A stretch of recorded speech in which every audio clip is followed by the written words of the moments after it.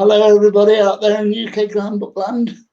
I'm proud to be talking to Mark Edwards today about his latest book, The Guest House, and the cover, as you can see, is to the left of me there.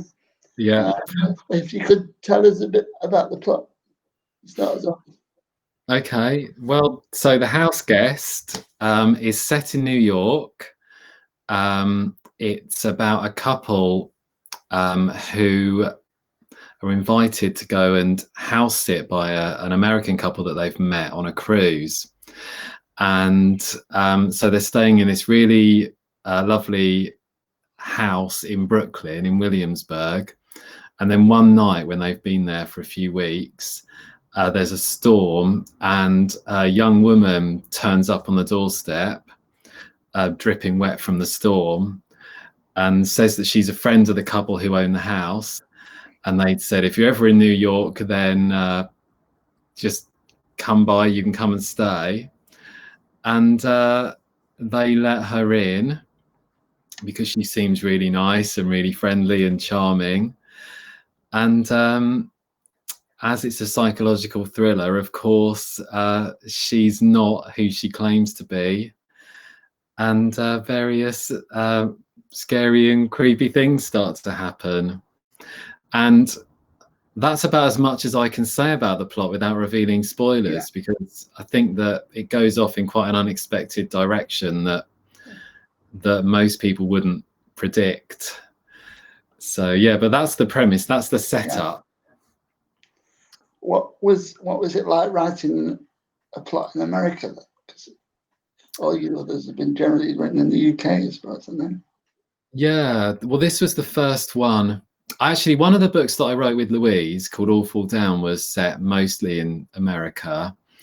But yeah, it was actually really refreshing writing something in America, because this is my 10th solo book, and like you say, the rest have all been set mostly in the UK. There was one that was partly in Romania, but it actually was really enjoyable because I just felt like I was doing something different. And when you're writing something set in America, that all of these things kind of come in that you wouldn't normally have in a British crime novel. For example, everybody's got access to guns in America.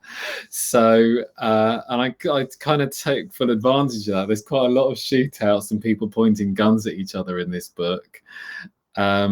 Whereas normally I have people being killed by, I don't know, falling off tall buildings or being poisoned or stabbed or things like that. I could have have more guns. And I think that setting it in New York as well was, because it's a city that everybody's familiar with, even if you've never been there. It was really good fun setting something in this city.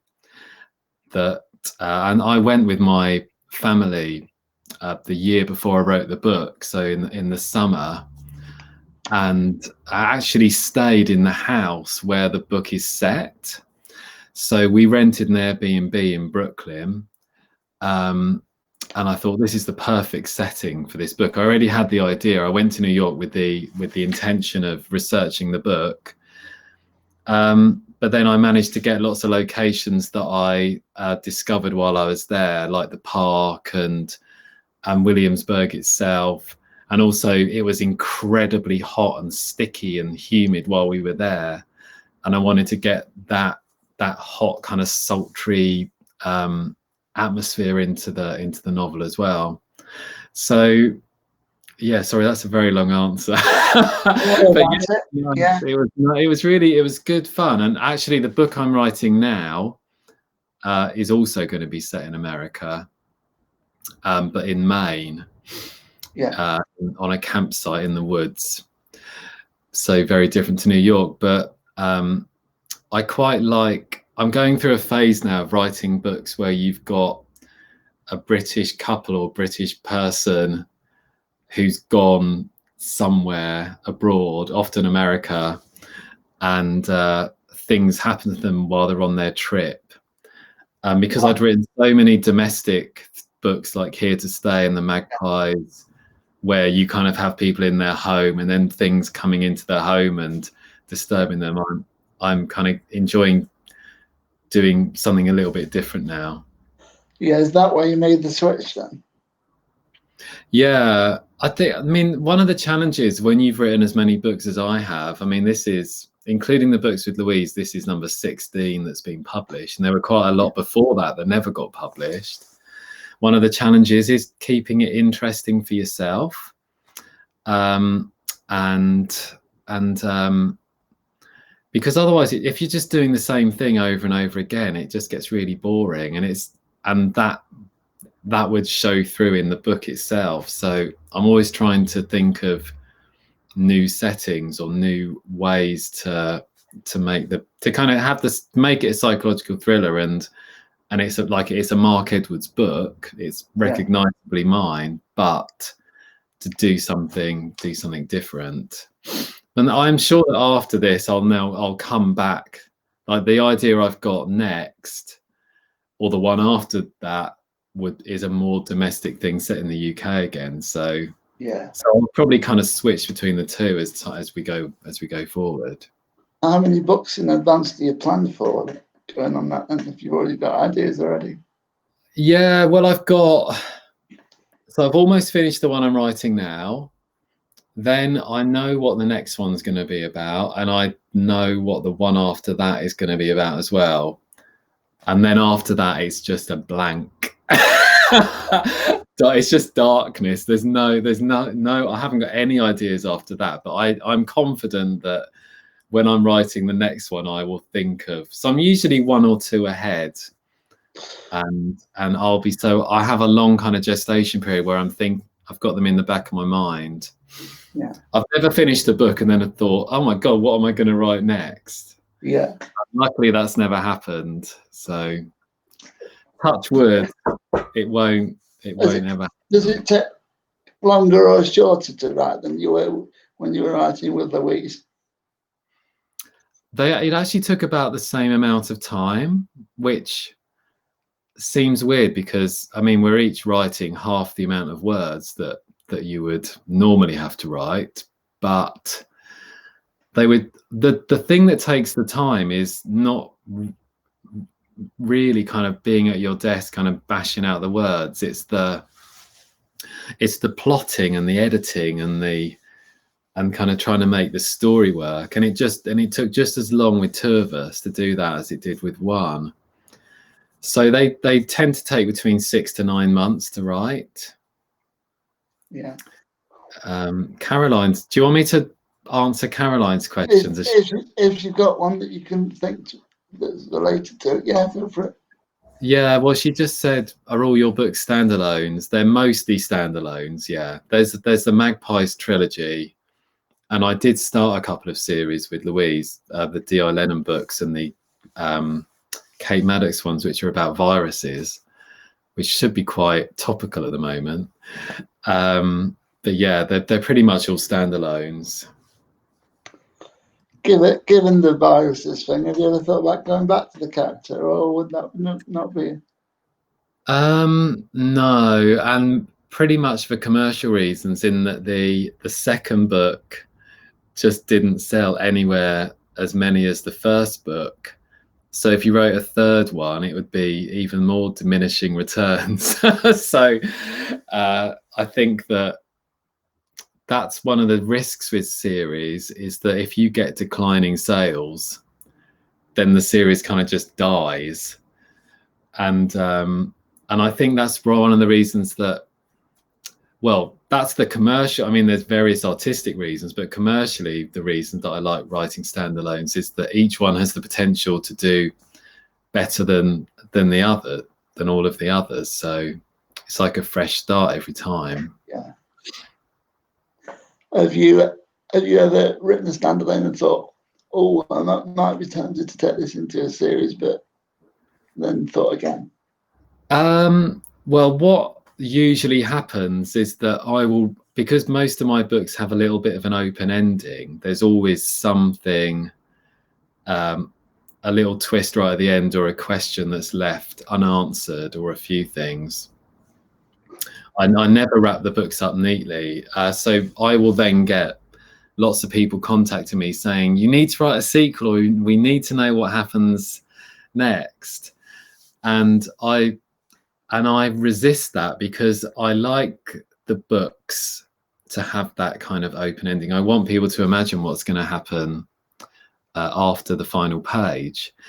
And so I kind of like the book to exist on its own kind of universe.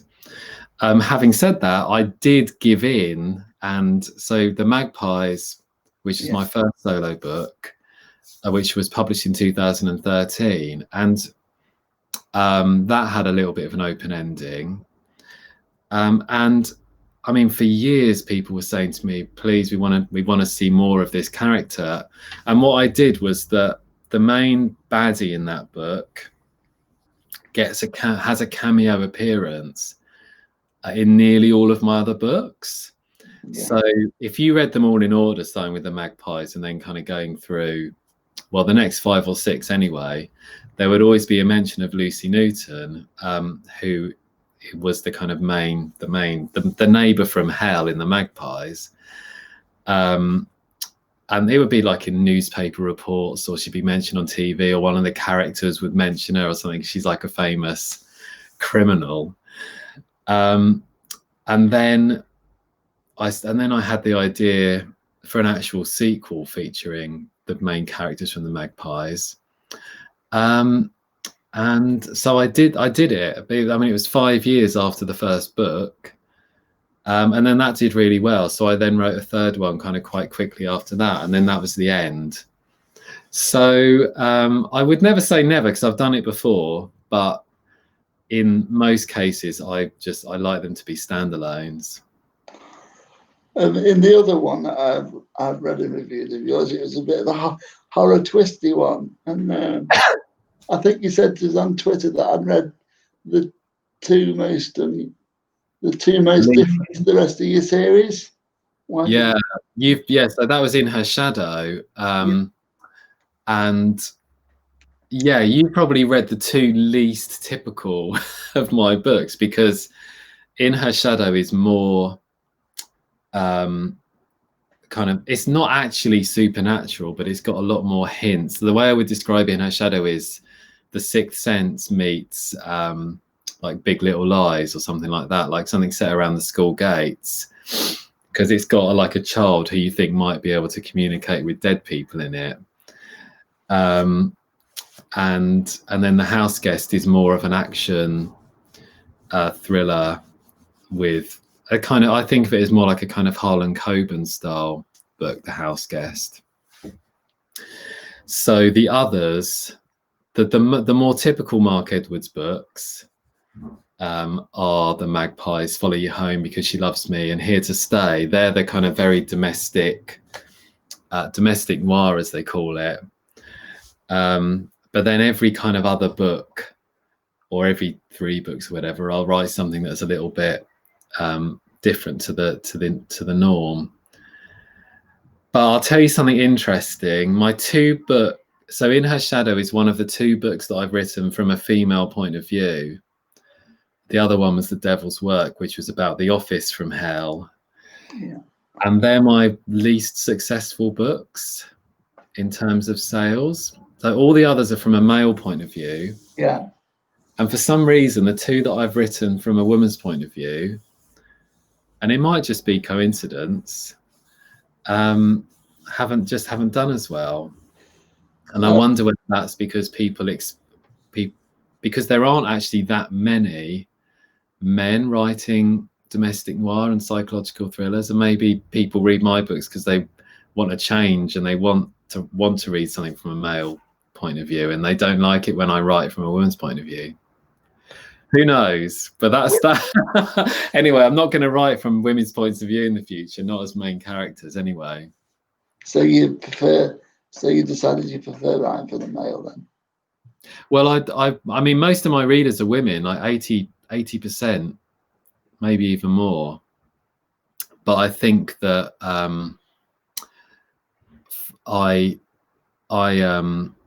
have had more success with the books that are written from a man's point of view. So if you do something that's successful, you should keep doing it. So that's what I'm gonna carry on doing. Although I've got one of the narrators in the book I'm writing now is a teenage girl. One of the two, no, there's three points of view in this book. And one of them is a 14-year-old girl, and that's been quite interesting because I have had to keep consulting my teenage daughters to find out like the word, because they have a different vocabulary to us in the same way that we had our own slang when we were teenagers, and there are just things that they would never say, or the way that they phrase things. And the way that they use social media is quite a big plot point in the book. So I needed to kind of get my head around that.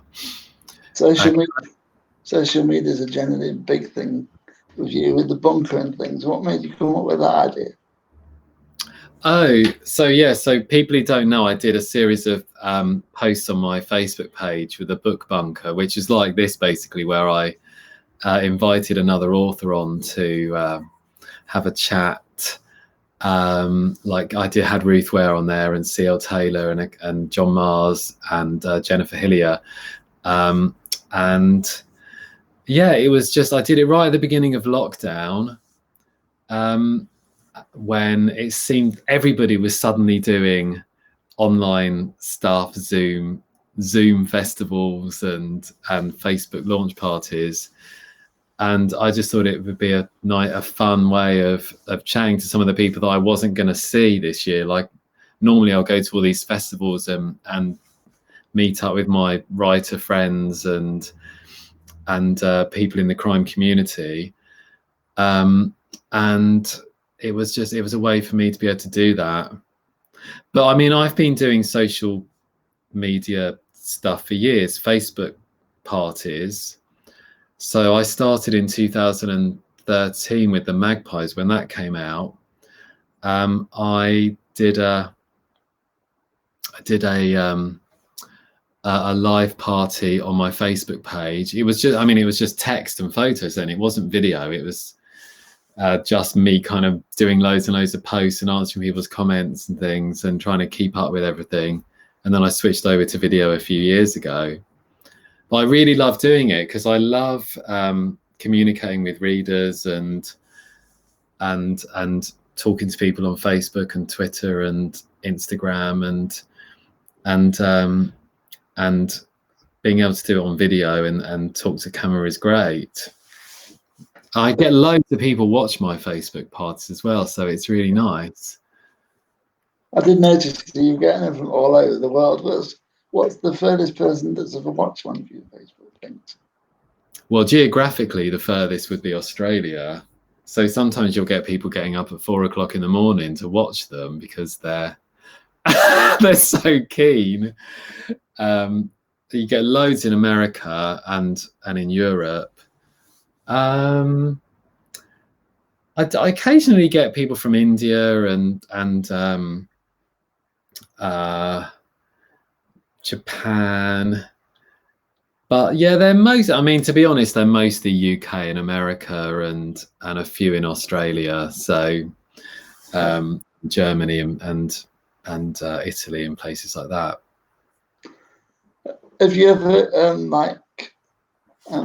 got an idea from someone in discussion from like an online thing? Because I know you've got a lot of interaction with your fans, and they might go say, "Have you thought about doing this?" Or whatever. Yeah, because I know an idea for a book.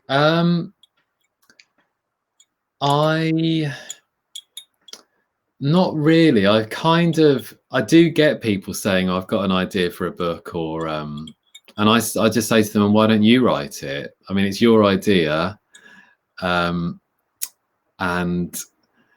this is something that people a lot of writers get, that you'll get somebody will message you and say, I've got a really great idea for a story, or it might be something that actually happened to them. I think if it's your story, and usually they'll say, well, I don't know how to write books, so why don't we team up and write it? Well, first of all, I mean, I've got ideas. The idea is often like the easy part. It's turning that idea. It's first of all identifying the good ideas, that's something that people are actually going to want to read. And then the really hard part is turning that idea into the actual book. That's where all the hard work is. And I think that some people, my dad is always saying to me, oh, I've got a great idea for a book set on, I don't know, somebody's got a metal detector and finds something on the beach, or he's most of his ideas tend to involve metal detectors. I don't know why. And I just think, yeah, people should write their own stories. When I first met you at the festival last year, Cannock Chase, I think it was. Yeah. The interview describes your career as a bit of a roller coaster. So, how would you say you coped with the ups and downs of writing? Yeah, that was with Kim Nash, wasn't it? Cannock Chase, and I did my life story. So I'll spare you the whole life story now, but the kind of the short version of it is that I spent a long time as an aspiring writer. I wrote, like, I don't know, God, 5 or 6, 7 novels. This was when I was in my 20s, and was sending them off, trying to get an agent, trying to get a publisher. I managed to get an agent, like, after writing 2 or 3 books. That agent, I was never able to get me a publishing deal. She eventually dropped. I mean, one of those books is actually The Magpies. Then she eventually dropped me.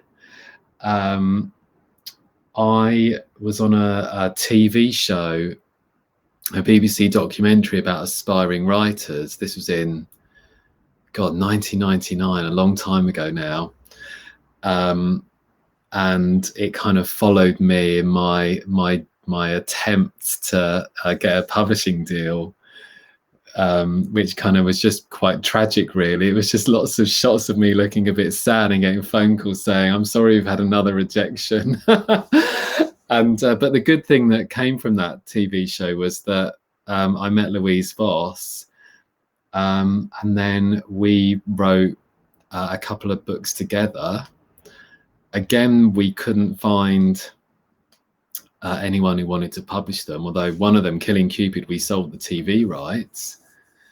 And then eventually in 2011, after, I mean, God, this was like 15 years into my attempts to become a writer,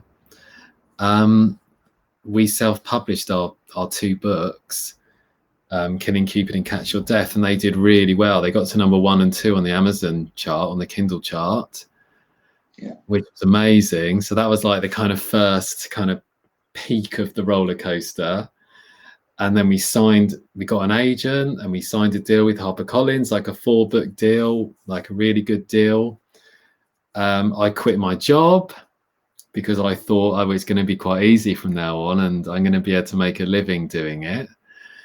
And I moved out of London to Wolverhampton, where I live now, because that's where my wife's from, and I could afford to live here without, well, it's a lot cheaper than London. I couldn't afford to buy anywhere in London. And then the roller coaster kind of started to descend because the books, the HarperCollins books, didn't sell. It was really disappointing.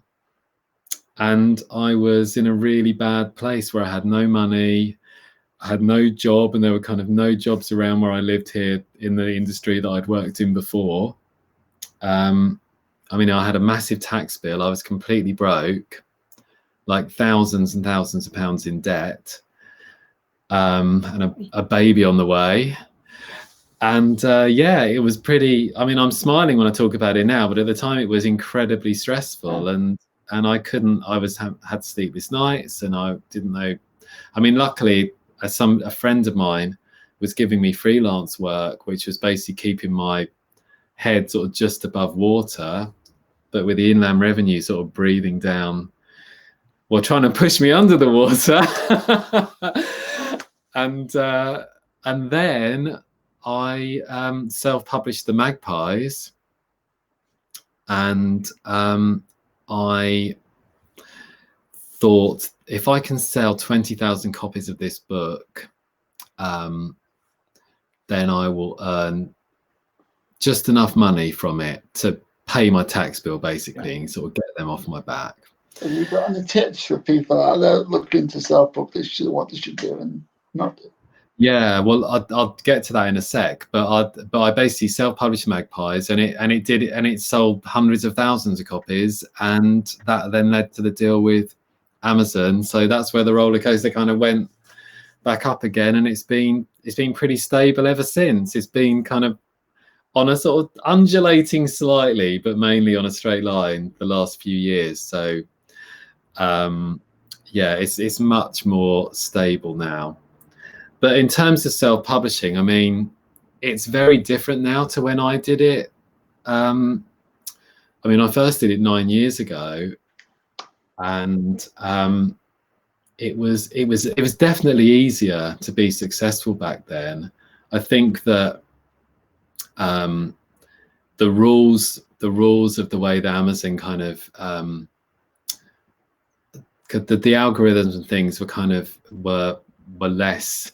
It seemed they were more flexible. You could do things then that you couldn't do now, and it wasn't, because now I think with self-publishing you have to spend a lot of money on Facebook ads and Amazon ads to make it work. Yeah.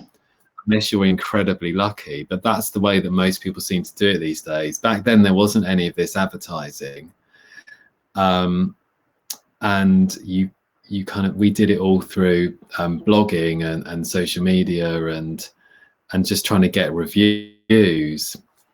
But the most important things I found were, I mean, obviously you've got to have a good book, because there was a lot of trash being self-published.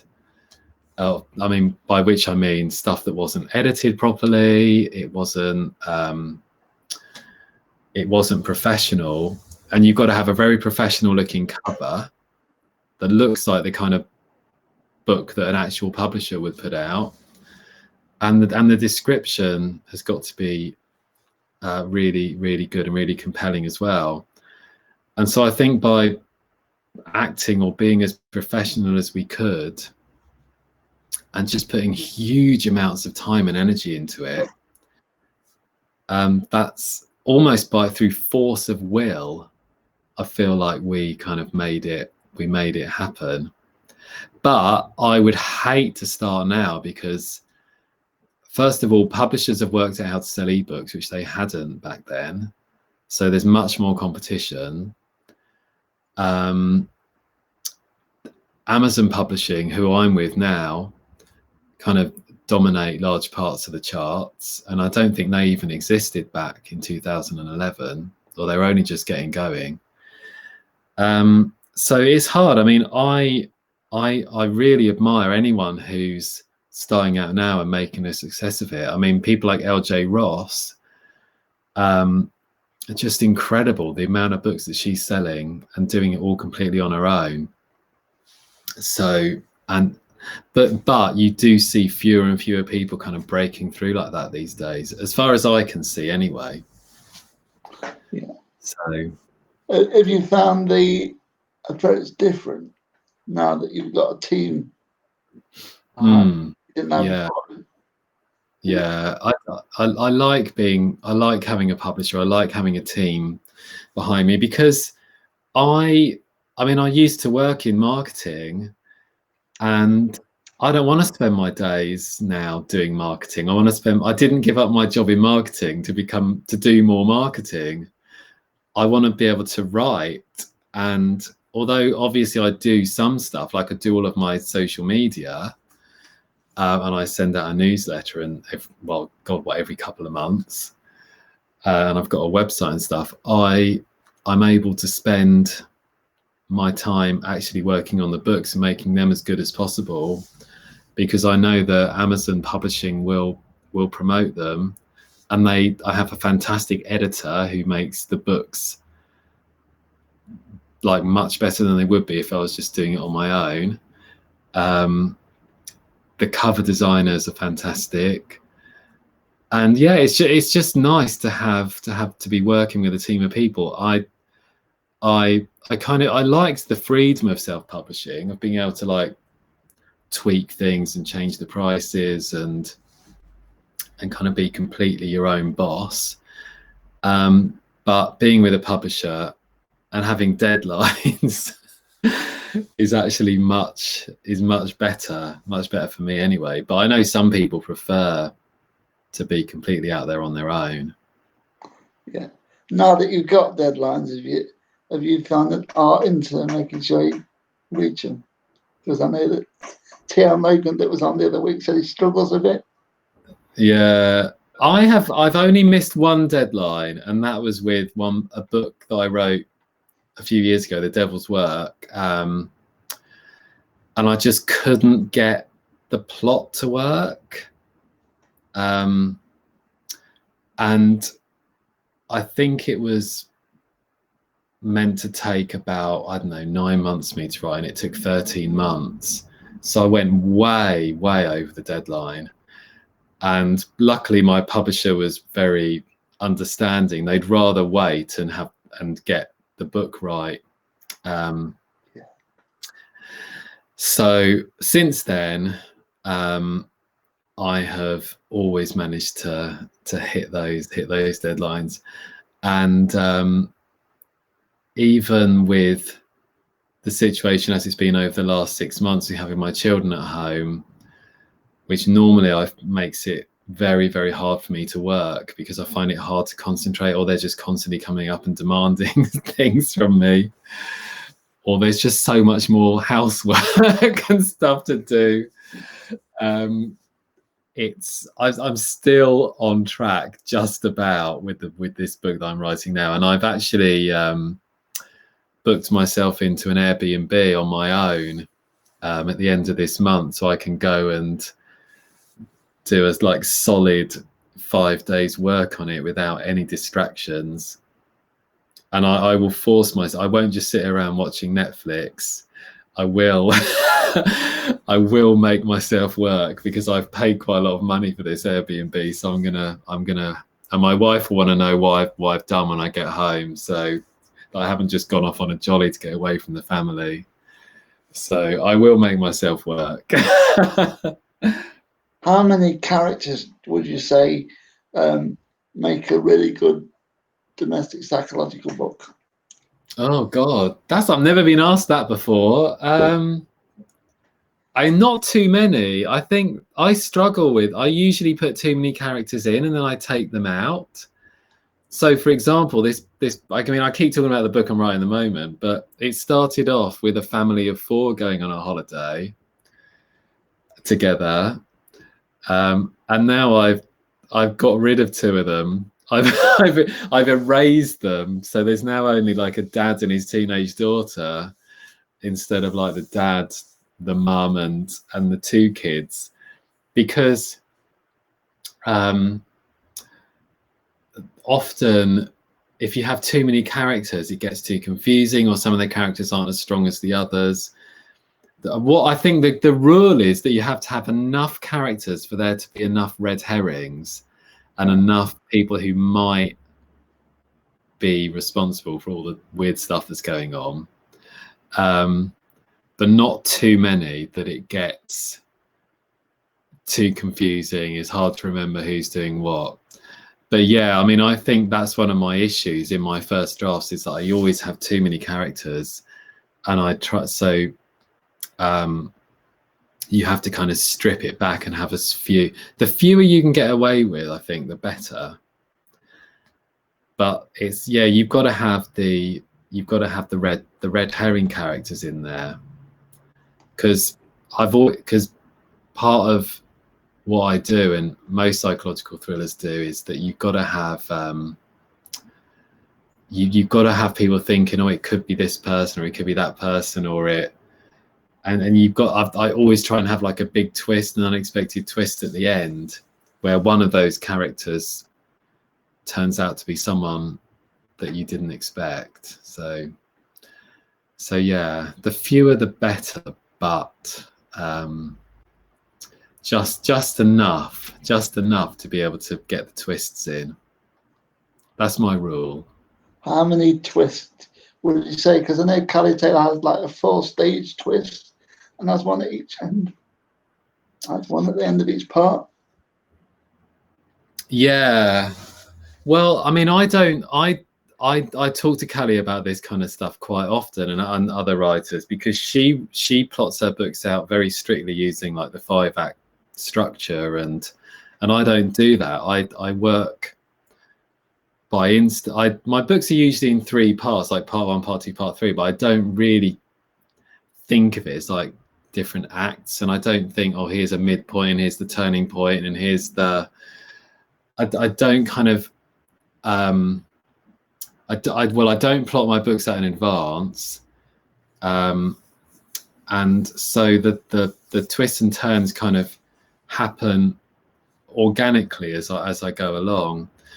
But there is obviously a template in my head from having read so many books and watched so many TV shows and written so many books now. So I know that there's going to be like a big moment at the end of each section.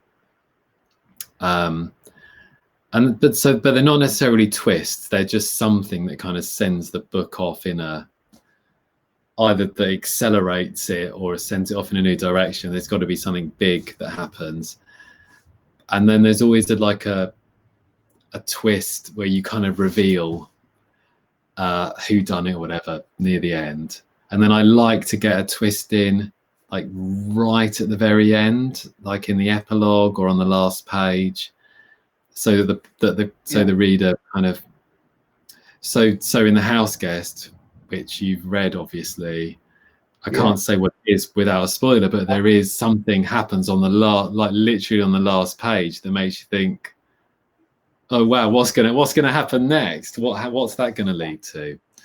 But often I don't think of those until the very last minute. I don't plan them out, and sometimes I'll think of something right at the end, which will make me have to go back and rewrite, like use chunks of the book. So I mean, the ending of The House Guest was originally completely different when I delivered it to my editor, and then when I was editing it, I changed loads, and I came up with that twist. I mean, my editor never suggests what should happen in the plot, but he will say, well, I'm not sure about this, I'm not sure about that, or this could be better, and makes me kind of go away. It's like somebody handing you back your homework and saying, try it again. And so I came up with that right at the very end, and that's what usually happens. What was that like? Moment. Yeah. What was that like with Louise when you were doing that? Because obviously you weren't writing your own, so. Well, it happened with Louise as well. I mean, there was one book called / that we wrote about an internet dating serial killer, where I think we were 90% of the way through it, and we thought, well, we've pretty much finished. And then we were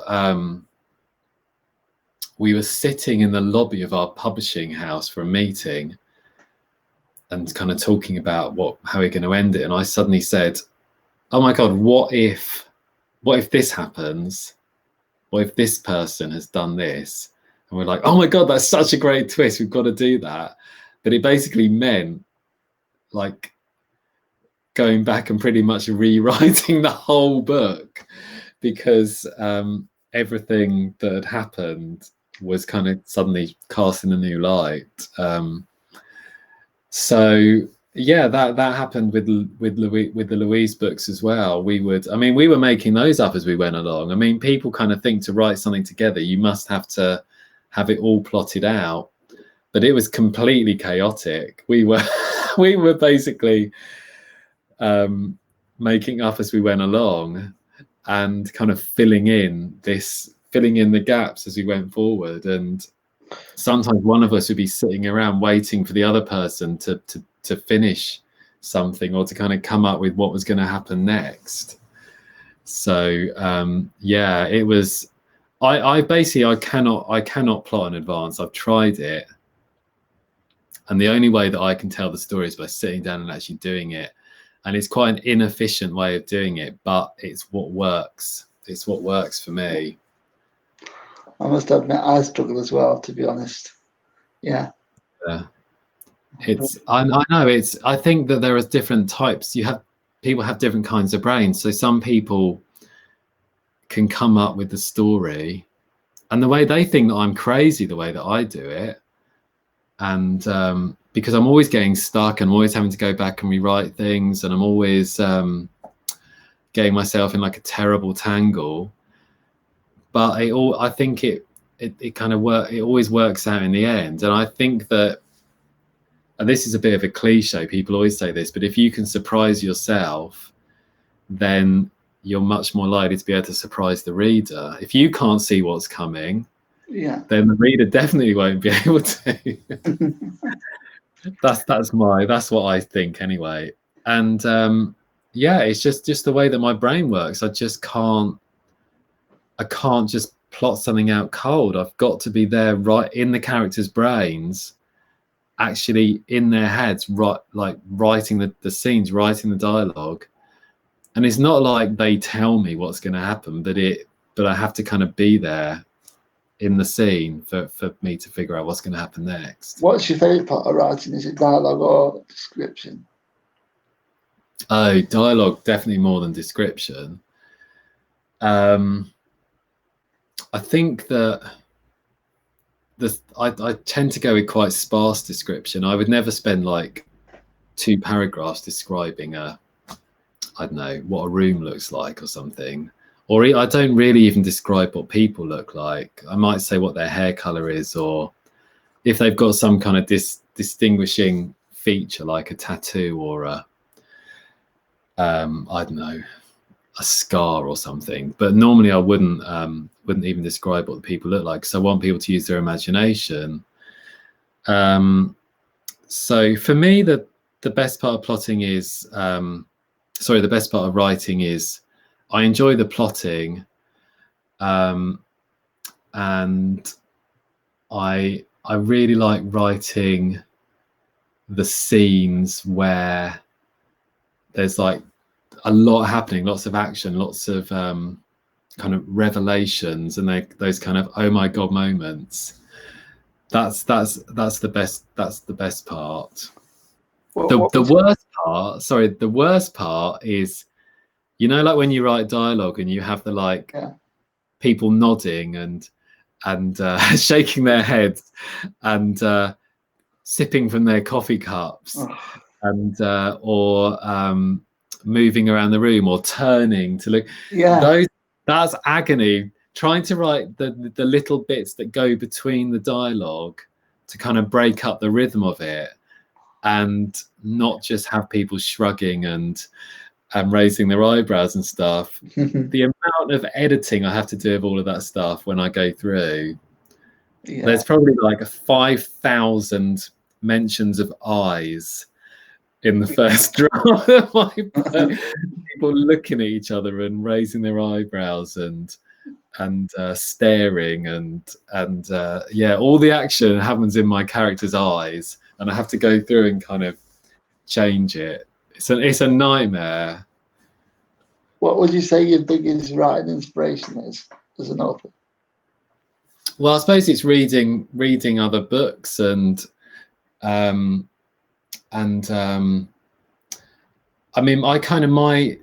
the kind of books that I like writing that inspired me come from when I was younger. So when I was reading Stephen King, and my mind's just gone blank. People like James Herbert and Clive Barker, like horror writers. That's who I was into originally. And Ian Banks, I really, really loved. Books like The Wasp Factory and Walking on Glass. Those are the kind of books that kind of set my taste and the kind of stuff that I wanted to do when I was a teenager. And then when I was in my early 20s, I started reading people like Donna Tartt and Bret Easton Ellis, and then crime stuff as well, like James Ellroy, Michael Connolly. And so my kind of inspiration has come from other writers, and also the kind of TV that I like to watch, like Breaking Bad and things like that, and Killing Eve, and there's hundreds. I could list hundreds of things, and also like movies like the Blair Witch Project, and I basically like scary stuff, and so there's not much really scary stuff that happens in my real life, apart from the usual kind of everyday challenges of living and parenting and stuff.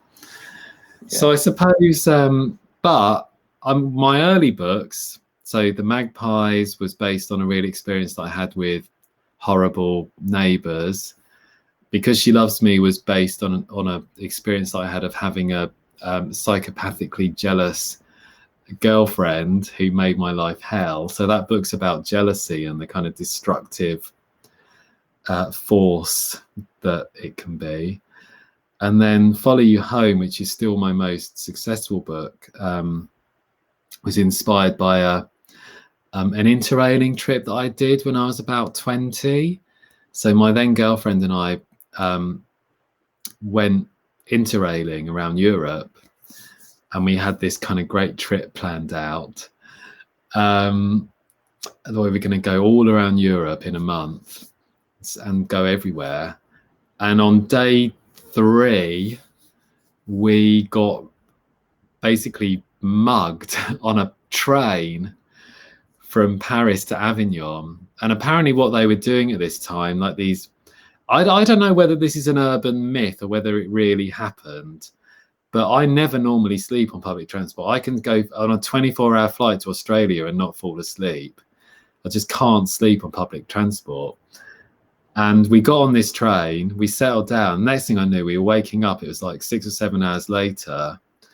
And apparently the French bandits were putting sleeping gas into people's train compartments, knocking them out, and then stealing all their stuff. And apparently that's what happened to us. So we woke up in Avignon with basically, we still had our clothes, but everything else was gone, like our passports and our Interrail tickets, all of our money. So yeah, we were stranded in the south of France, and we had to hitchhike from. We ended up in Marseille, and then had to where we had to go to get a new passport, to get like a document to get back into the UK. And then we had to hitchhike from Marseille to Calais and camp. And it was an adventure. It was it was kind of exciting and fun. But yeah, that inspired Follow You Home, which starts with this British couple going sort of on a trip around Europe, who it's actually in Romania rather than France, because I thought it would be scarier if it was in Romania, because it makes people think about vampires and things. And yeah, so my early books, I kind of got a lot of inspiration from terrible things that had happened to me, but I kind of ran out of those experiences, and now I'm having to just make it all up. Is there anything that you would think that you've learned from the bunker? Do you think you'll end up writing a bunker type a book saying like an post-apocalyptic bunker kind of thing? Yeah, maybe. You know what I'm really interested in is these billionaires who are buying up all of these luxury bunkers in the middle of the desert, or in New Zealand and places like this. So apparently Bill Gates, I mean, this might be like a part of that weird conspiracy theory about Bill Gates trying to put a chip in everybody's brain. So this might not be true, but apparently he's got a bunker somewhere. And I mean, I've actually researched this because I thought it was really interesting. You can buy for, I don't know, £1 million or whatever, a bunker in the middle of the Mojave Desert, like an old missile silo that's been turned into somewhere with like a swimming pool and its own like cinema and room for 20 families or whatever. So if like a properly lethal with 99% fatality rate virus ever breaks out that makes coronavirus look like the common cold, that's where they'll all go. They'll all go and hide out in their bunkers. And yeah, I think that's actually a really good setting for a book. So watch this space. Maybe I will write something like that one day. What would you keep in your own bunker? Because you were asking all your guests, and just well, you'd have to have your own. You have to have a nice supply of like luxury items, wouldn't you? Like all the kind of, you'd need lots of entertainment, lots of books, and you wouldn't have the internet anymore. So you'd have to have plenty of DVDs and things and books down there, and a massive stock of all the food that you like, frozen. I'd want to have some pets. I think that's the most important thing for me. I'd have some cats. I love my cats. I don't know I thought one of them might be sitting behind me, but they're not. Having cats and my dog has kind of helped keep me sane during lockdown, because they kind of I don't know, they just make me feel so relaxed having pets around. So yeah, I'd want some pets. You'd also have to kind of have some kind of fake, like sunlight, artificial light that seemed like it was real daylight, because otherwise I think you'd start to go completely crazy. So these bunkers, they all have like these artificial windows that it looks like you're kind of looking out into the world, and they have like changing, so they're like screens with changing scenery, and like, so the it gets dark as night falls, and then you kind of see the sun come up in the morning to replicate the experience of actually being above ground. So I'd need one of those. I think if you were hunkered down there in the darkness, you would go completely mad within a couple of months. What would you use as your music? Because I know that one of your guests, you asked a music quiz, and I just yeah. Well, I did a pop lyric quiz for when I did my. If people want to watch these, they're still on my Facebook page or Mark Edwards Books. You can find them. I think they're pretty entertaining. John Mars was really funny. We talked about Wham quite extensively. I don't know why. I love music. Music is probably my first love, even more than books. And I'm slightly obsessed with Lana Del Rey. I listen to Lana Del Rey all the time. So I'd have to have, the thing is, you'd have to load up your iPhone, wouldn't you, and take that with you, and you could have like a lifetime supply of music. It'd be quite easy. So I also like kind of old stuff like The Cure and Suede and 80s electronic music. And I like to listen to soundtracks as well, like this. The Stranger Things music's really good, and also like video game soundtracks. So at the moment I'm playing The Last of Us 2, which has just come out, which is the most amazing game, and it's got really good moody atmospheric music. So I've been listening to the soundtrack of that while I've been writing my new book, which is on Spotify. So Yeah, and I would have to have a karaoke booth down there because I love karaoke and I love singing, and I'm never happier than when I'm doing karaoke. Yeah. We've got about 5 minutes left, so if there's any audience questions out there, please put them in the comments, then we can.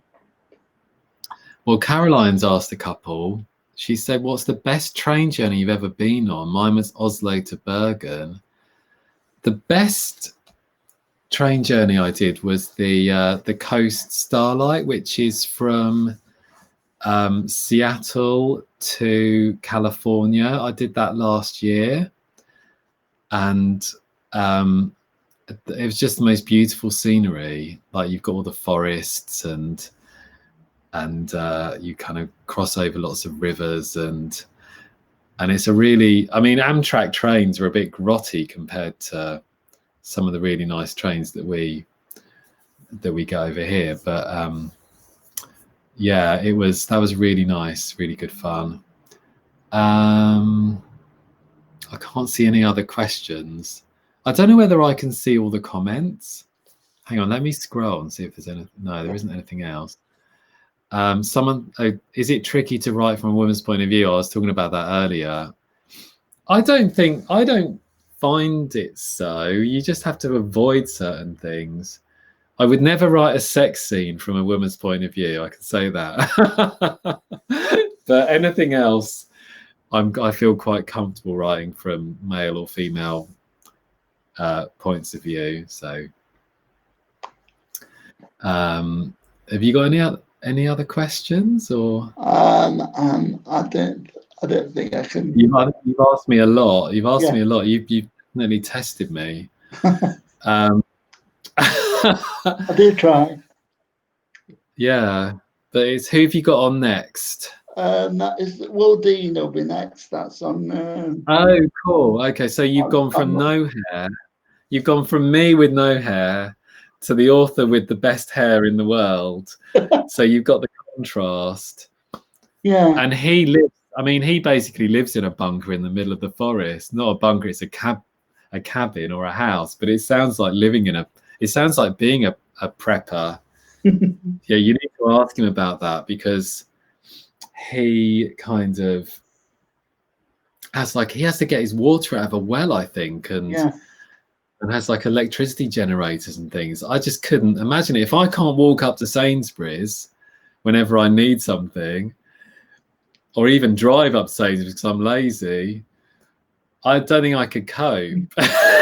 I definitely couldn't live in a cabin in the middle of the forest. Blimey, I have great admiration for him. But yeah, he'll survive. If the apocalypse ever does come, he'll be all right. I'll be one of the first to go. Yeah.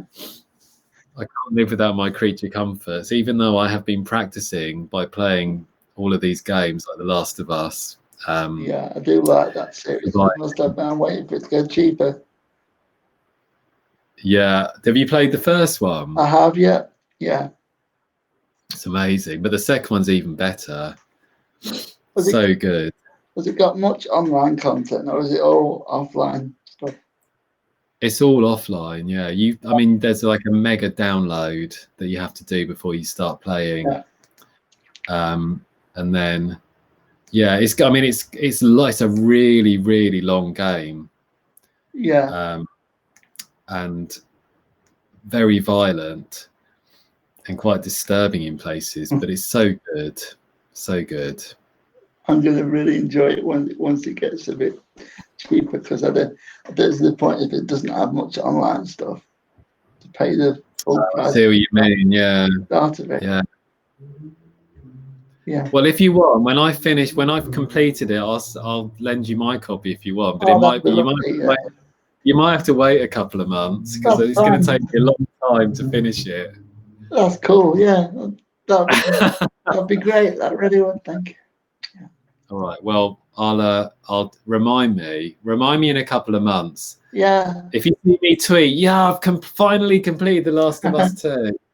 Remind me, and I'll post it to you. That'd be great. Thank you. Yeah. Okay. And I think leave it there, everybody, and we'll hopefully a lot of people will read the House Guest just like Abia's reading it at the moment.